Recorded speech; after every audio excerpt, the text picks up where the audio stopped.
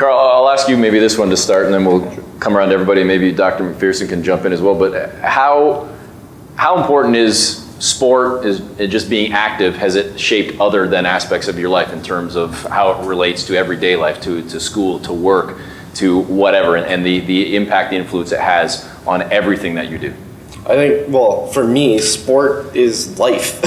It's, everything since I've been 7 years old. I was a student in school, I had other hobbies and things, but everything that in my heart was for hockey. Every Saturday, like I said, I'd look forward to going to hockey practice, and as I got older, everything I did was to make that national team. I would, eat healthy, I would, work out as often as I could, and just do absolutely everything, listen to coaches' notes to get better and to improve. Basically, I think the importance of being active and doing a sport of some kind, not only like the physical benefits, but psychologically it helps you. You're not sad. Yeah, socially you're not sad about being disabled or anything. You realize that you're capable of anything that anybody else is capable of, and you build friendships with able-bodied and disabled people. Doesn't matter. Everybody sees you as an athlete, and that's pretty cool. So I might just jump in and say Sure. I'm the more boring one, but what's in the literature? So research does back that up. It gives people more confidence. We know exercise is really good for mental health, improve mental health, gives that social interaction, right? Time to sort of opportunities to build friendships. You can see these are all, being an athlete is such a big part of all of my colleagues' identity, right? So it gives a chance to kind of explore different aspects of your who you are, what you stand for, as well as kind of having a really good impact on physically, quality of life, trying to reduce the chances of other physical sort of deterioration that we all see as we get older, but often everybody gets older. Yeah. So being a lifelong athlete has slowed down the process a little. I mean, I did have trouble getting up this ramp, but it's a not. steep ramp. It's not really. It's just me being out of shape. But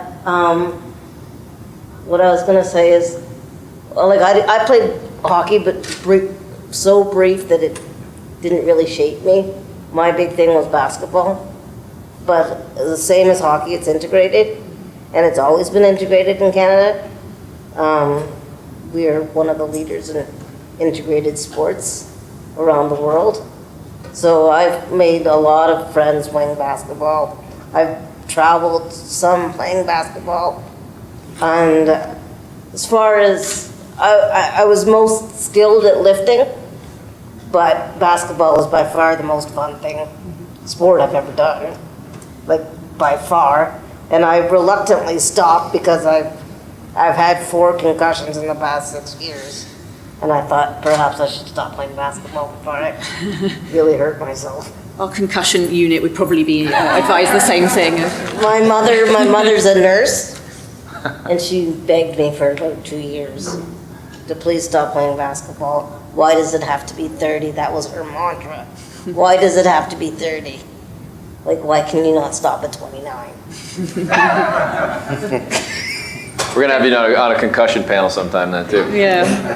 But I think what's coming out here is all about the fun. The people are being really motivated because they love it, and it's finding that thing that is your passion and that you're really, the goals that you set yourself that are important to you, not anyone else, not your parents or not your coach or your doctor or your therapist. It's finding. Or not even goals, just getting out there. Who cares if I don't score?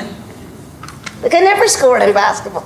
But that might not be your goal. My top score in a season was 6. In a season.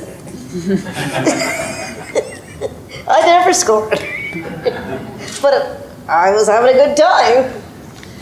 Felt part of a team, I'm the gal that gets the guy in to score. I caused trouble. I caused trouble, and when I played hockey, that's what I did. I caused trouble and drew penalties. I didn't really have any skill. That was my skill. I was a pest. See, I think that's a good goal to have. Just go out and be. But your goal might be just taking part. It might be having Yeah. fun. It might be just like getting out, like you say. So I think it's important everyone has their own thing that motivates them, I guess. Carl, you were talking about just as well earlier, just kind of, having that dream as a kid that, okay, you realize one day I'm not going to play hockey, but does it show you then, I can do this though, and I can do this as well as anybody else, and then you start applying that to other aspects of your life in terms of whether it be a job, whether it be whatever, that I can do anything you can do, just I might be doing it a bit differently, but I'm still doing it. Exactly. Yeah, that's been my whole mantra towards anything really. Like I have kind of a bit of anxiety, but you might not notice it because I'm doing this, and because I do motivational speaking all the time, and because I've done stand-up comedy. Like I push my limits. I always do things to show myself and to show others that I can do them.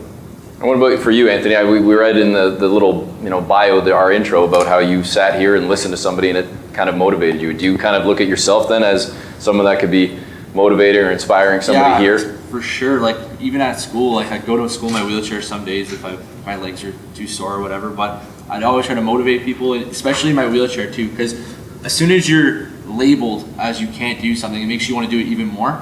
So we'd go into the school weight room during class, and I'd outbench all my buddies. I'd do chin-ups in my wheelchair, and then be that lazy kid in the corner just sitting there, and I'd be like, "What are you doing?" I'm doing chin-ups in the wheelchair. Let's go. And I'd get pretty cheesed about that,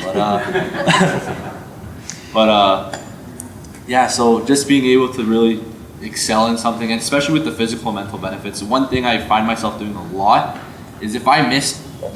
I try not to beat myself up, but it happens.